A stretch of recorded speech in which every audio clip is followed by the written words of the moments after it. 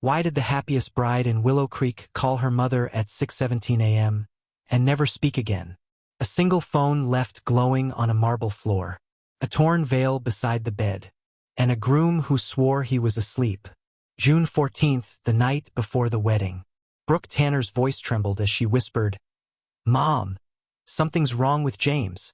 Her reflection in the hotel mirror looked calm, but her heartbeat wasn't. Detectives later said the call lasted 41 seconds. No argument recorded, just one breath that cut off halfway through. When staff entered the suite at 7 a.m., Brooke's dress was still hanging, untouched.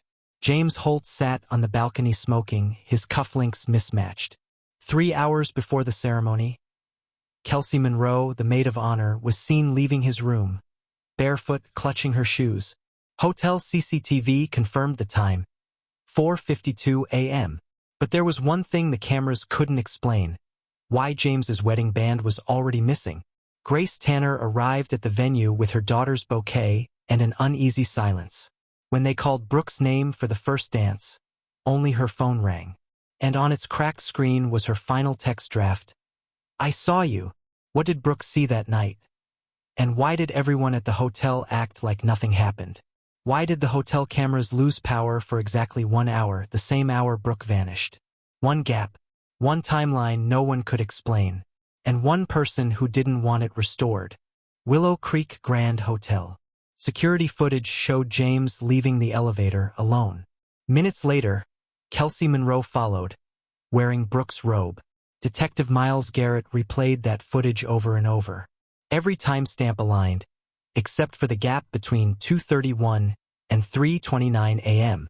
When power returned, Brooke's hallway was empty. Her phone, found by the door, had one unsent voice memo. Static, a faint breath, then silence. The bouquet. The bouquet Brooke's mother brought that morning wasn't the same one she'd chosen. Floral dye was still fresh, arranged overnight by someone else. James told police he'd fallen asleep after the rehearsal, but a maid remembered seeing him pacing barefoot near the pool, still wearing his wedding shirt. Kelsey refused to speak without a lawyer, and when investigators checked her luggage, they found Brooke's bracelet wrapped in tissue. At 9:12 a.m., Brooke's ring was recovered from a hotel drainpipe behind the bridal suite.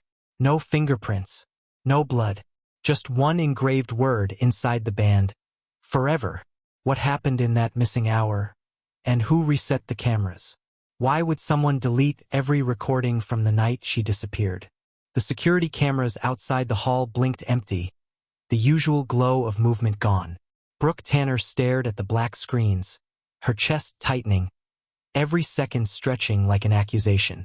The wedding hall was quiet, but the echoes of laughter from hours ago still haunted the carpeted floors. Chairs were overturned as if someone left in a hurry, or was forced to leave. Brooke's eyes caught a smear of red on the side of the stage. It wasn't much, but it was enough to freeze her. By the time the police arrived, the original footage had been wiped. Brooke felt it in her bones. Someone didn't want anyone seeing that night. Who had access to the security system? Why was there a partial timestamp showing 11:43 p.m., but no frames? And why did the cleaning crew insist nothing unusual had happened? Detectives began pulling the digital logs, noting a single unusual login from the hall manager's account. Emails were deleted, messages unsent. Someone was covering tracks meticulously. Forensics confirmed. The wipe was deliberate, targeted. Brooke's hands trembled as she tried to recall every detail of the evening. The whispered arguments she overheard, the fleeting glances that felt too pointed. The sense of betrayal cut deeper than fear. This wasn't just a disappearance. And then the neighbor spoke up, the one who had been silent until now. She saw something no one else noticed. Could this finally break the case wide open? Why did a single phone call make Brooke's wedding day unravel in minutes? The line trembled with static. A familiar voice, Grace Tanner, Brooke's mother, whispered urgently, "Something's wrong. You need to check on her now." Sunlight spilled across the hotel lobby, but calm didn't reach James Holt's chest. Anxiety tightened like a fist. James's eyes darted across the floral arrangements, perfectly in place, but every detail now seemed suspicious. The maid of honor, Kelsey Monroe, walked past, casually smiling, yet her glance lingered too long on Brooke's room. Detective Miles Garrett's voice echoed in his memory. Trust nothing without proof. James checked the guest list pinned on the table. One name was smudged. Brooke's name, slightly crossed out, as if someone didn't want anyone to notice. A hotel envelope sat beside the guest book, unmarked. Inside, a note written in familiar handwriting, Grace Tanner's, but the message was cryptic. Check the suite. Something isn't right. James's stomach knotted. Every familiar face felt suddenly like a potential suspect. Kelsey's casual composure, the staff moving quietly in the distance. Nothing was as it should be. Officer Caleb Trent's earlier warning replayed in his mind. Brooke was uneasy. She noticed things before anyone else.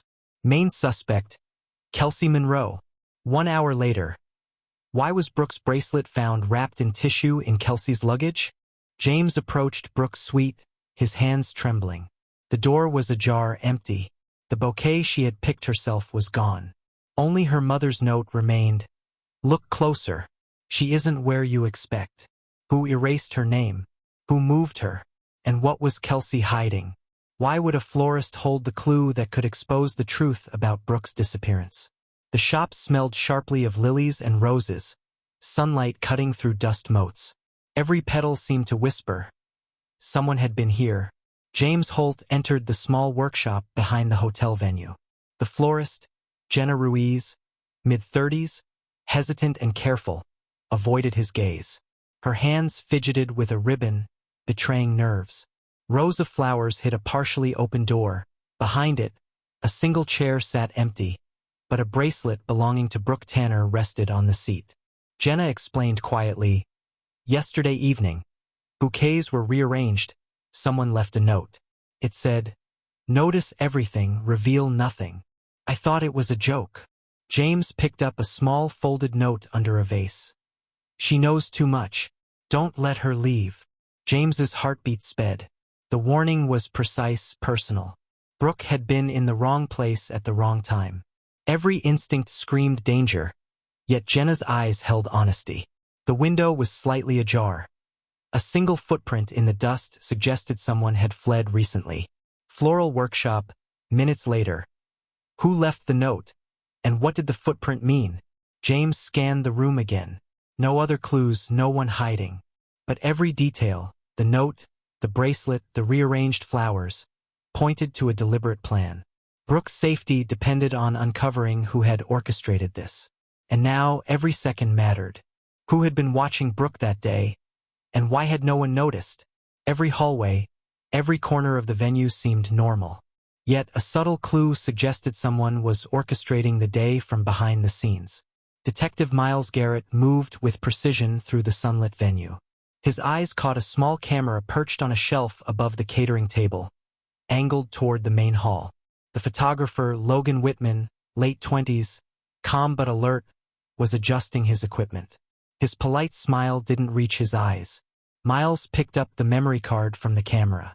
Images of Brooke Tanner moving through the venue appeared, laughing, arranging flowers, interacting with guests. But the last few photos showed her alone in the florist's delivery room, clutching her bracelet. The weight hit hard. Someone had tracked Brooke with methodical precision. Each movement, each step had been anticipated. Logan claimed he was just capturing angles. But the timestamps, 2:47 p.m., just before Brooke vanished from the hall, told a different story. Hidden camera, minutes earlier. Was Logan telling the truth or covering for someone? Brooke wasn't merely missing. She was being observed, manipulated, and controlled. Time was slipping, and the orchestrator was always one step ahead. Detective Garrett knew one thing. Whoever had planned this day had left no random traces, only deliberate signs, and the truth was dangerously close. James Holt felt the weight of every second as he pieced together the evidence. Brooke Tanner's disappearance wasn't random. Every movement, every subtle detail, pointed to someone orchestrating her day, someone who knew her routines intimately. Detective Miles Garrett reviewed Logan Whitman's flashcard again. One photo caught his attention. A reflection in the window behind the florist counter. A figure stood there, barely noticeable, blending in. Heart pounding, Miles identified him. Caleb Trent, the rookie officer first on the scene, someone no one had suspected. Tracing Caleb's movements revealed a meticulous plan. Arriving early, monitoring hallways, leaving no fingerprints behind. He had followed Brooke to the florist's workshop and tampered with clues to mislead everyone. Each timestamp, each interaction, fit perfectly. Grace Tanner's face appeared in the doorway, pale but determined. Brooke had been hidden in a small storage room nearby, frightened but unharmed. The sense of betrayal cut deep. Someone sworn to protect had been part of the scheme. James contacted Detective Garrett immediately. Officers moved quickly, confronting Caleb. His calm exterior shattered under the evidence. Within minutes, the truth spilled. Brooke had been watched, manipulated, and isolated, all orchestrated by someone close. Some betrayals hide behind familiarity, but vigilance, persistence, and careful observation can uncover even the most hidden truths. Brooke was safe. Justice finally had arrived. Subscribe for more gripping, real-life mysteries and justice served. Subscribe to the Veil of Secret.